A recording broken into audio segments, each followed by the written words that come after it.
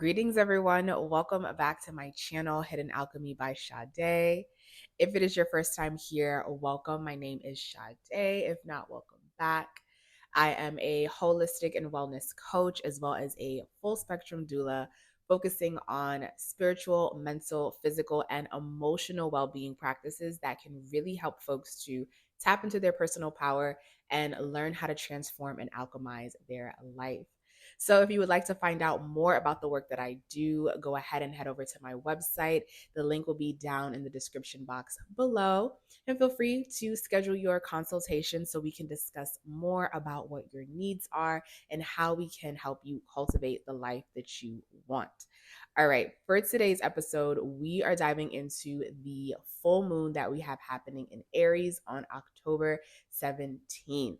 And if it is your first time watching any of my moon videos and you're not quite sure what a full moon and a new moon is, head over to my channel where I dissect both the full and the new, as well as eclipse energy, because we still are in eclipse season, just so you have a deeper understanding of what to expect during this Aries full moon.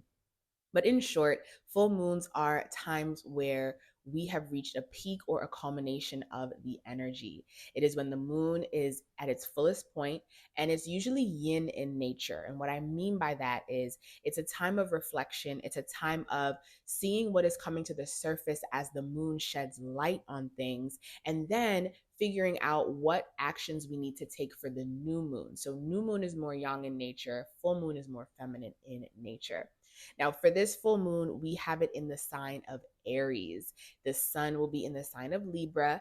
And because the sun is still in the sign of Libra, we are still in the eclipse portal. So we're still dealing with whatever has come to the surface really from the month of September when we had the eclipse in Pisces, and then Libra season began towards the end of September. And then we had the eclipse in Libra on the 2nd. So we are still, as a collective, dealing with relationship dynamics and learning how to distinguish the self from our peers, our partners, the people that we are in relation with, and really learning what feels appropriate, what feels healthy, and what feels really secure and safe in the way that we navigate ourselves in the world with other people. And because the South Node is in the sign of Libra, we have been dismantling and getting rid of old ways of being in relationship and partnership with others, and just poor ways of viewing our own sense of self-worth and self-esteem, which leads me into this Aries full moon. Aries is the sign that rules personal power, leadership, courage, and confidence. Whenever we're dealing with the Aries energy, it is really asking us to check in on our self esteem. Where are you lacking the courage and confidence that you need in your life to really get you going on your journey? And in opposite to Libra, Libra focuses more on others, right? Relationship dynamics. Aries is really about the self. So, because this full moon is in the sign of Aries, and this is a full moon, which makes it yin in nature, this is a time not necessarily to impulsively act, because Aries is that sign, okay, that is not very mindful, not very demure at all, okay? Aries energy likes to be very forward, very bold. And the reason being, because it's not a good thing or a bad thing, it's just the nature of Mars. Mars, which is the planet that rules Aries, likes to deal with conflict head on. Doesn't really like to pussyfoot around a situation, but really likes to just take care of something in the moment and move on. Aries energy is very present energy. It likes to focus on what is happening right now. And because Aries likes to focus on the present moment, sometimes Aries energy likes to handle things with quickness in that moment. Now, because this is a full moon, and because this full moon is squaring some other signs, which I will dive deeper into, this is not necessarily the time to impulsively act on what we are noticing or feeling about our relationship dynamics, but instead to take back our own power. The theme that I'm really feeling for this Aries full moon, especially during this eclipse portal, is no one has power over you. No one has control over you. You are in control of your own actions and your own destiny. Aries is a very independent sign. So focusing on what do I need internally, because this is yin in its nature. So what do I need to feel safe, to feel powerful, and to feel really secure with myself so that I can fully show up in my relationships and fully showing up without blaming other people. Sometimes when we're in relationship with others, it's easy to blame other people for things. Whereas Aries is like, no, take the responsibility on yourself. Where are you lacking leadership, courage, and confidence in your own life, which is affecting the way you show up in your relationship dynamics and affecting the way that you present yourself as a leader? Now, the reason I say this is not a time for impulsive action is because this full moon will square Mars in Cancer. Okay, and Mars is naturally the ruler of Aries, but Mars is in Cancer, which it does not like to be in because Cancer is water in its nature and prefers to focus more on the emotional feeling of things. The beautiful thing is that they're both cardinal signs. So action has to be initiated at some point. It's just that Mars in Cancer takes a very slower time, much more slower time than Mars in Aries, because Mars in Cancer wants to focus on, well, do I feel emotionally safe? Do I feel emotionally secure? Whereas Aries is wants us to realize that we can still move with the fear, we can still move with the doubt, but we still have to act regardless. So Mars is going to be in the sign of Cancer, which is squaring this full moon.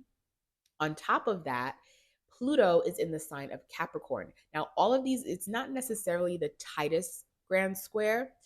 The moon will be at 23, 24 degrees. The sun will be at 23, 24 degrees. Mars will be at 24 degrees. And Capricorn, Pluto and Capricorn is at 29 degrees. So they're very close with each other, which is making this sign wise a grand square. What I feel from this energy, because we're dealing with relationship dynamics with Libra, we're dealing with personal courage with Aries, we're dealing with Mars in Cancer, which is passive aggressive behavior. And then we're dealing with Pluto in Capricorn, which is the destruction of old societal beliefs and systems that no longer serve the new identity that we're moving into as a collective. So this is going to be a lot of power struggle and power dynamics in some aspect of our life, wherever you have Capricorn, Aries, Cancer, as well as Libra. There's going to be some tension in those areas of your chart, and it's going to require you to show up differently. It's going to require you to show up in your power. But just because we show up in our power doesn't mean we have to show up with force that is going to cause more of a negative effect towards the energy. So that's why I say, because we're dealing with this square, it's not really the best time to be impulsive. However, it is a time to understand where you need to change internally on a personal level, where you need to speak up for yourself in a way that doesn't uh, exude too much fire, which is Aries, but in a way that still exudes personal power, personal confidence, personal leadership.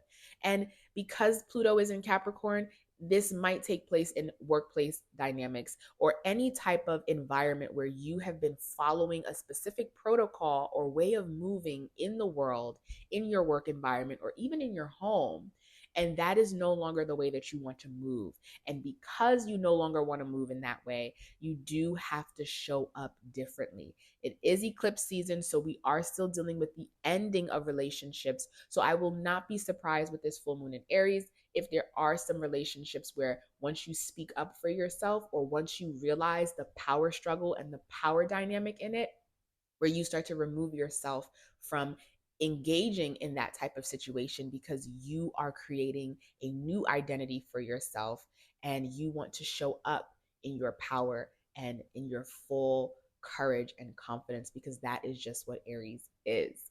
So if you would like to see where this full moon is taking place in your chart, where Pluto going direct, I'm making a video on Pluto stationing direct, as well as Jupiter going retrograde, where these transits for this week and next week are going to be taking shape in your chart. Feel free to send me an email My website is hiddenalchemybysade.com, and we can go ahead and help you navigate how to best deal with these energies, because whenever we have a square, we have a beautiful opportunity to turn something into a trine or a sextile, which is a pocket of luck, once we master how to navigate the energy of that square.